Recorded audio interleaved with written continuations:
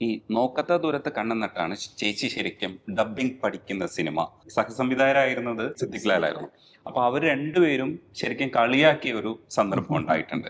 അതിനുശേഷം ഫാസിൽ സാറും പിന്നെ വിൻസെന്റ് മാഷും ആണ്. അല്ല, ദേവദാസ് സാർ, ദേവദാസാണ് സൗണ്ട് എഞ്ചിനീയർ സൗണ്ട് എഞ്ചിനീയർ ദേവദാസാണ് ശരിക്കും ചേച്ചിയെ ഡബ്ബിംഗ് എന്താണെന്ന് യഥാർത്ഥത്തിൽ മനസ്സിലാക്കിക്കുന്നത്.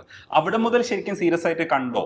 ആ ആ അത് ഞാൻ ഭയങ്കര എക്സൈറ്റഡ് ആയി ആ സിനിമ ഡബ് ചെയ്ത് കഴിഞ്ഞിട്ട്. അതുവരെ വീട്ടിൽ വല്യമ്മയുടെ മോള് ലളിത ചേച്ചി ഉണ്ട് എന്ന് ഞാൻ ആ പുസ്തകത്തിൽ പറഞ്ഞിട്ടുണ്ടല്ലോ.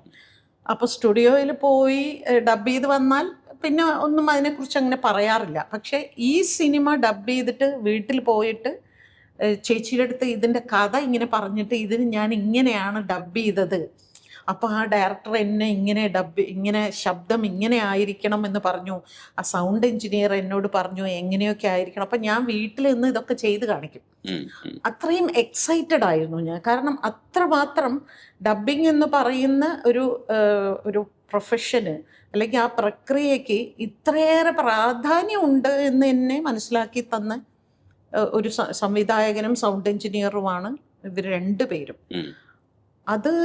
അത് പിന്നെ അങ്ങോട്ട് കുറേ നാൾ ആ ചുവട് പിടിച്ച് ഞാൻ കുറേ സിനിമകൾ ചെയ്തേട്ടോ.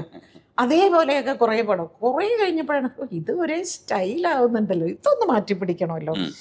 അങ്ങനെയാണ് പിന്നെ സത്യേട്ടൻ്റെ ഈ പറഞ്ഞ കുറേ സിനിമകൾ, വേൺ ചേട്ടൻ്റെ സിനിമകൾ വന്നപ്പോൾ ഞാൻ ഇങ്ങനെ പൊയ്ക്കൊണ്ടിരുന്ന് പെട്ടെന്നൊരു സുപ്രഭാതത്തിൽ ഞാൻ കുറച്ചുകൂടെ വൈഡായി ചിന്തിച്ചു തുടങ്ങി. പിന്നെ ഇത് വൈഡല്ല, ഞാൻ ഇപ്പോഴും പഠിച്ചുകൊണ്ടേയിരിക്കുക. ഇപ്പോഴും ഇതിൽ ഇനിയും ഒന്നും ആയിട്ടില്ല, ഒരു 1% പോലും ചെയ്തിട്ടില്ല എന്ന് എനിക്ക് പലപ്പോഴും തോന്നാറുണ്ട്. അപ്പം അതിങ്ങനെ ഞാൻ പൊയ്ക്കൊണ്ടേയിരിക്കുക.